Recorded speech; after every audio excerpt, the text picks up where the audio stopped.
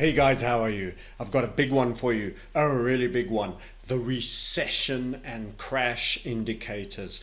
The reset is already on. It's rolling quietly like a glacier under your feet. It goes quietly and quietly until suddenly it goes fast. That's right. And it's busy happening right here, right now. And I'm going to run you through all the key reset indicators you should have on your charts. Okay, let's just start kind of at a beginning. Dow Jones index. I'm not going to do the full index run through. I do a lot of those. I'm just going to do one flyby one of the indexes for you because it's important. I think this is going to be one of the last shoes to drop. In short, in other words, this thing is going to keep getting pumped up even when it's clear as day that the entire economy is sick as a dog. In fact, we're already there now, and it's going to continue. The perversion will continue for a while longer. Just have a look at the Dow Jones. Look, there's a slight possibility that we've had a triple top in. So I'll do a little scribble for you. If we take the pen here, we can see that we're like a pill, a jagged little pill in our throat. 26,500 hurts real bad. We can't swallow that one down. It got sold off quite aggressively there, got sold off super aggressively there, and it faced a sell-off again at that level. However, we have had periods similar to that, which then ended up going onwards and upwards. In fact, if I take you out of this draw zone and I just bring a little bit more of that history on, let's see if we can squeeze it on. Many would have been fooled into the head and shoulder potential of that and a neckline there and expected a reversal. Instead, you traded right up.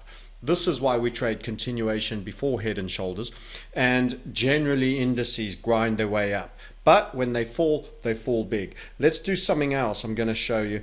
Let's set the scale. I'm going to use the mouse for that. Set the scale so that you can see it in percentage terms. It is already logarithmic. Excellent.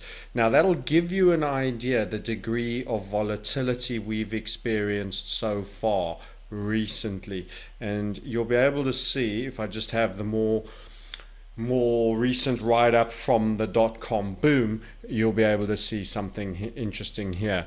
That was your dot-com fizzle. There was your 2000 and there was your sell-off. It was substantial, but in terms of volatility, we've probably fallen harder and faster during this period. I would say the only time that you've had a more aggressive fall, climb and fall, is in this larger broadening pattern over here with the highs of mid-2007 smashing down with the Lehman lows of 2009. There you had huge percentage move. Essentially, you were in and around the 14,000 and you fell sub 7 into the mid 6s, over a 50%, and it was brutal. It was in 18 months it was done. So mega volatility, mega phoning, and we traded right out of that. Sideways megaphone, you generally trade right up. It wasn't upwards pointing. There you had the fake head and shoulders. Guess what? You traded right up. Generally within indice, the answer is right up. Triple top, we could trade higher. We could trade higher before we fall harder, but when we fall, it will be ugly. So the final shoe to drop will be the indices. They will keep the stock market going and flying for the longest as possible. So let's dispense with indices for a while because I've done a lot of work on indices and we'll do specifically only on indices again at another time in the future. Let's talk about those reset indicators. So first of all, a little bit of dollar milkshake theory. Will all the dollars have to come hoovering home and pushing the dollar up as emerging markets ever on debt in USD that have borrowed, that currency that's borrowed into existence, so there's always more needed in payments than there are around? Could you have that escalation climb as all the nation states seek dollars to pay back their dollar denominated debts? Think emerging markets, think all of these. Well, at the moment, let's just give you the laydown on the broader history. We've gone macro here. By the way, Real Vision did a real good series of tweets. That was Raul. You should follow Real Vision YouTube if you want to be stimulated and be reminded of macro. Like me, they like looking at the big time frame, and they have a number of people that are quite technically orientated. So go have a look there. But anyway, interesting series of macro tweets that he was doing about the euro dollar. I'm going to steer clear of that topic during this video, but we'll comment on it more specifically in other times. So here you've had the dollar at a supremacy, then you had the soft dollar period right the way down. The pound was strong through this period. In fact, at its apex, the pound went to 211 just before the subprime crash. That was round about there, the GBP USD. And since then, the pound has been terrible, heavily weighted in the financial world. What did you get? First major structure in a new trend, big breakout, falling wedge, again breakout, rising wedge, little drop down, and then snap back rally. And we are approaching key level of significance, 100 over here, and it was kind of like a little bit of resistance, and then a poke through, but we didn't hold for a while. Overall view is dollar is going to be one of the stronger currencies, but not the strongest. Wait and hear. I will be telling you exactly which one of the fiat. So this, in this YouTube, I'm going to cover something for crypto guys. I'm going to cover something for the FX macro trade for guys that are only interested in FX, don't want to know about cryptos. I'm going to cover people that are interested across the board. I'm going to cover things that are even tied to commodities and precious metals for the bulls or the gold bugs, etc. So you're going to have your pick of what you want to choose. Some of them you might even have to synthetically create. Some of them will be direct trades on major pairs that are easy to put on simply. So let's close that. So dollar index, suspicion of further, might have a little bit of a rounding going on here. Took the pen away a little bit too soon. Might have a little bit of a rounding and an easing. We've snapped back, might churn, not too much dancing around by then, even a little drift off, set up continuation, and boom bosh, leave that 100 level behind to the upside. Okay, so this triggered an all-time period low with a first setup in a new trend, and the bias remains bull. The bias remains bull, but it's not a one-track bull like that was almost a one-track bear. It takes its time. Winds up, goes, continuation pattern, goes again, rests, comes off for now, until the Great Reset goes from the slow glacier into the oh wow, it's now headlines and mainstream news, and even Joe Schmo, who has no financial interest, is talking about it, the Lehman's moments of these times. So let's have a look at what's almost the inversion of this chart. So let me first, before I go, let's do it with a mouse actually, invert that chart. Invert the chart. Let me tell you something that's really powerful about doing this. It kills bull bias. It kills bull bias. So what have we got here? Note the colors won't have changed. So the greens are now the capitulation and the reds are now up moves. But what do you make of that chart? Let's take it up to the monthly and do that. You think it's going up, or do you think it's going down? For me, it's in a falling wedge. It's had a little pop out and it's got more downside for it. In other words, my bias to bull on the correct way around is a feeling of bearishness on this side. That was a very brutal fall, which was in fact a spike. Okay, so let's have a look at the Euro USD, how it looks relatively. Now that dollar index is in essence this got a large component of the euro, so it's quite binary, and then you add the franc and the pound, you're getting quite a lot of EU based currency in there in the mix. Then when I say the franc, the Swiss franc. Okay, so let's have a look at the euro, and let's just correct this for the right way around, because it's also got inverted scale. That should look a little bit like that dollar index was looking just before. So here you've had big moments of strength over here, convexing out, capitulation. You have made a marginally higher high, got very volatile, capitulation, small bounce, Falling wedge does mean you can get a pop-up, but it can also mean you fall out the bottom. Essentially, the wedge is a squeeze in volatility, and it means an impulsive move is coming. It doesn't mean it always breaks up like that. So you can get a spill out the bottom as well, or you can get a dip out the bottom before you get a snapback rally. So that's going to have to be seen. So many problems in the Eurozone. There's so many problems everywhere, actually, including the US. But let's talk about the Eurozone in one of its banks. Wow, Deutsche Bank. You know, we don't even talk in this space anymore. We were early onto this one. Now everybody's claiming it. It's like everybody's favorite beating box. This is just decimation from there to there. You're talking about a bank that was virtually €100 stock. Now that low was 12.5. We called this structure, said it's going to sell off.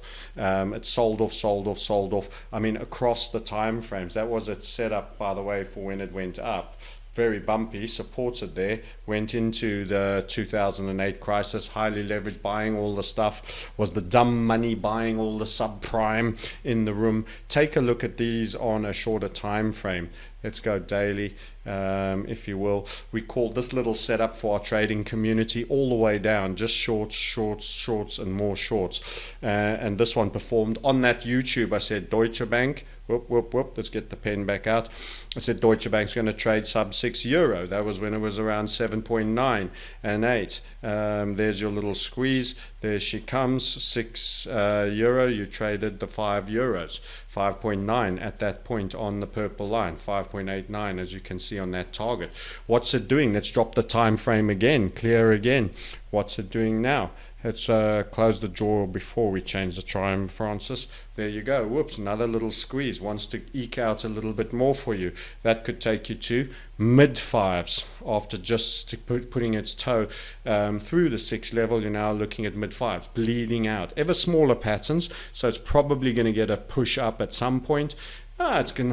It's too important to be allowed fail. Too big to fail, but it's great fun for shorting because there's no real value to add, and they're going to buy it if they're forced to at the absolute last moment. So it's a dire. By the way, it's not only German banks. Commerzbank, they were trying to merge it with Deutsche Bank in the sort of pre-collapse toxic bank marriage of the two ugliest girls in the village. Now you've also got Barclays that's worth looking at of the UK. Let's have it on the monthly as well. Similar type structure. It's ugly. This has never recovered. Other industries have been repumped from the giddy heights. Way back up top there, you had 720 pence, and you traded at the bottoms here 40, literally avoided by the skin on its teeth of being bailed out by government, and was getting all sorts of dodgy Saudi money to come in, Abu Dhabi, etc., on crazy deals, just to maintain its private and its autonomy from government control. So that it wasn't like Lloyd's, wasn't like Royal Bank of Scotland, wasn't like NatWest and all the brands rolled up in those two, which included BNP Paribas, etc. The whole basket of absolutely wrecked banks. But they're minor snapback, and then this structure, lots of selling across the top. Go suspect derivatives, very, very tight on the floor, leaning on the floor here. This is looking for the trap door. It is sick as a dog, a yellow canary, in fact. And I can say that I am certainly short this equity. If you have a look at it, how's it been doing recently? Down she goes. Lots of nasty little setups. See this little fellow here. Technically, we love these kind of things. Squeezes, volatility squeezes that lead to breakdowns. Down, and then a new level and down. So they slowly work and probe. You can go and milk this cow every now and then when there's a great setup. So those are the banks of Europe. the UK and a quick fly past Deutsche Bank, sick as canaries. Let's get onto currency. The currency traders are going to want to hear from me. What are the interesting things? So I've said dollar is going to, in the fear moments, will get a bid. People will still Pavlovian response run to the dollar. But there's a big difference between the Japanese yen and the dollar. And unlike Kyle Bass, I'm actually a fan for strength on the dollar, the yen, my apologies. So why do I say that? Why do I say that? Well, one of the reasons why I say that is, in fact, all their debt is in fact self-contained. They are the biggest saver nation of them all. They absolutely cover their own government. Yes, they've got crazy ass debt levels, but they cover their own government's debt with their own saving. Unlike America, that requires the rest of the world to save on its debt creation, Japan is a self-contained Ponzi scheme, unlike one that relies on other support. I need to get my, where is that chart? One which I've scribbled on. It seems I've lost it. Okay, so I'll do the draw here. So what have we got with this whole structure? Well, first of all, let's get the most recent period. These were the lows. Japan was getting just too strong, and just prior to a changing government, there was a rather unforeseen, which I actually traded, little inverted HVF that's tied in with a major collapse in the yen that was correlated to supposedly a natural event. That's right, the Fukushima earthquake. So that was quite shocking, and the yen actually strengthened on that, which should surprise you. There was a snapback rally, and then it dipped even lower still. The government of the day was thrown out. Abe, out of the blue, won an election and came with a 3 arrows policy, which is essentially to destroy currency, and went into a proliferation splurge. So out of that came breakout, rounded bottom, continuation patterns, rounded bottom, until such time, and this got the likes of Kyle Bass saying it's going to go 300, etc., potentially, and I disagreed with this. Until such time as they did it, I felt they were under duress from the other nations because the yen was too strong and had been for too long a while, and they were exceedingly comfortable with that. Look at that chart, downside, downside, downside. Go look at it against the GBP.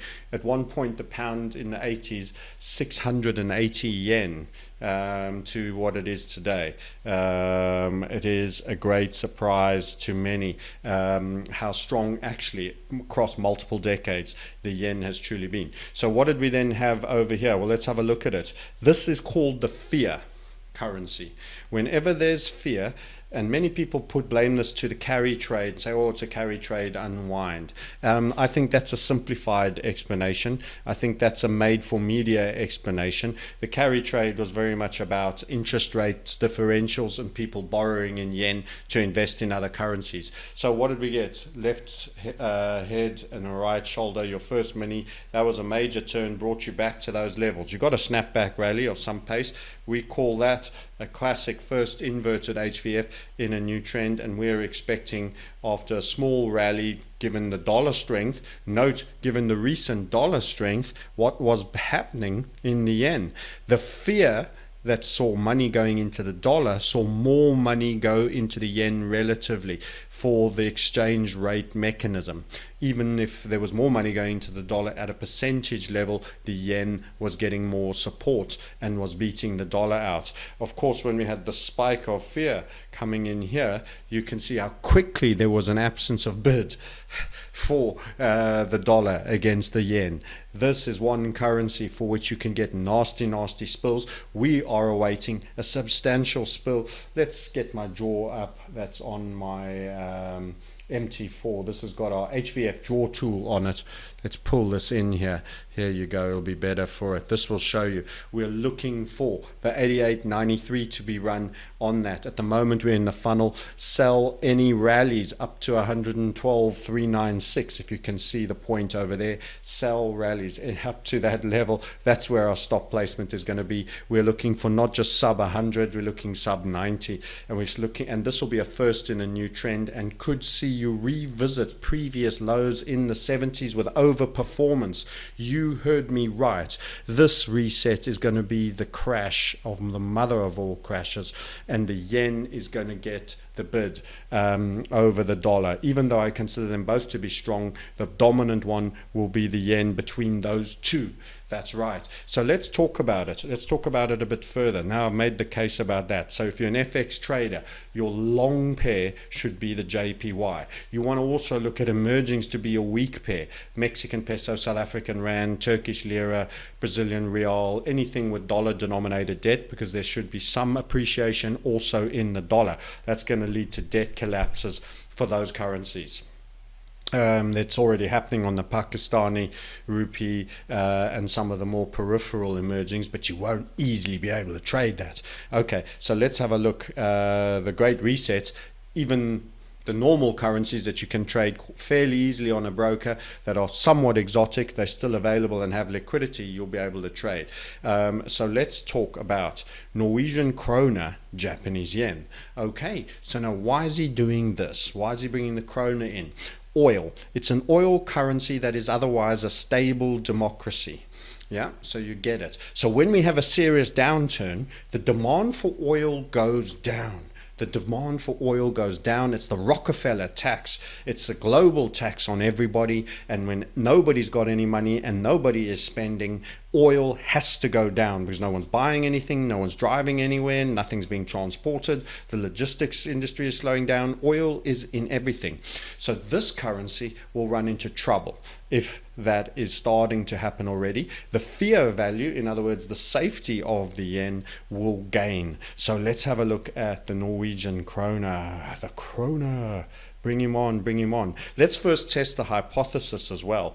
Let me give you some real history here. So what do you see? First of all, overall you're seeing the power of the yen. You're seeing the Norwegian krona actually lose ground. And remember, this is a pretty solid country, socialist indeed, yes, but sitting on a major wealth of natural resources. So you can see from whence it comes in terms of the yen. You aren't seeing those levels anymore. And what you've actually got is there's two sets of lines I've drawn here. The kind of trend that I'm saying across the tops and the bottoms, you can see that that's actually a loss of value for the yen. My apologies, the krona versus the yen, that's yen strength. So we are dropping, we're roughly above the midpoint here, that orange line that I've drawn there. Given that chimp. You did have a surge here. What did this go with? Well, unsurprisingly, it was the boom period prior to the 2008 crash, when oil was 130, 140 plus dollars, going for 150, and everyone was flush, and everyone was spending, buying cars, buying products, buying everything. You popped out your top of your range there. And what happened with 2008? You revisited the lower half.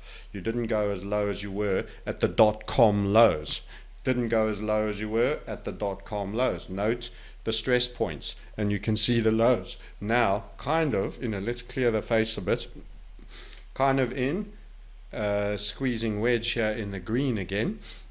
Now, if you took, if you said, hey, yeah, there is a bit of a downward bias, but let's just say we treated this as a range trading pair where the krona is holding its own. I would tops and tails, as I've done the two blue lines, where whenever you're down here, you're in a collapse.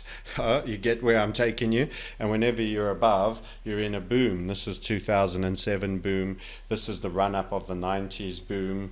You had a partial boom, but not quite high enough in the run-up to the dot-com. You certainly had it, everyone feeling flush prior to the 2008 crash. You've got your panic zones here. There you have it, 2000. There you have it, 2009, not once but twice. Then you had a major fear moment, 2016. Now I'm going to come back at you on 2016. As we entered 2016, we called on World Vision that in 2015 October there would be a nasty downturn and negative feel in 16. That was the realization of China's highly indebtedness. China was buying all the commodities in the post the 2009 bust. That's how Australia floated through not having a property bust. Why? Because of China, and they went from virtually no debt to super over indebted to the Shanghai Accord, as Jim Reichard has referred to it, when all the Group 20 were in a real panic and met in the early part of 2016, and then they came out with a solution and a plan and everything was put away. There was true fear here, and in some of the indicators the 2016 sell-off was even larger than the big Great financial crisis. So there you go. You can see your stress points. Hold on, where are we now? That's where we are now. Let's just do that again for you guys. That's where we are right now. That's where we are right now. You have your 2016 moments. You have your bouncing along the bottom moments of the big 2009 great financial crisis, and you have your dot-com crash. And that's where you are. Reset time. Only this time, it's my view, we'll go even deeper.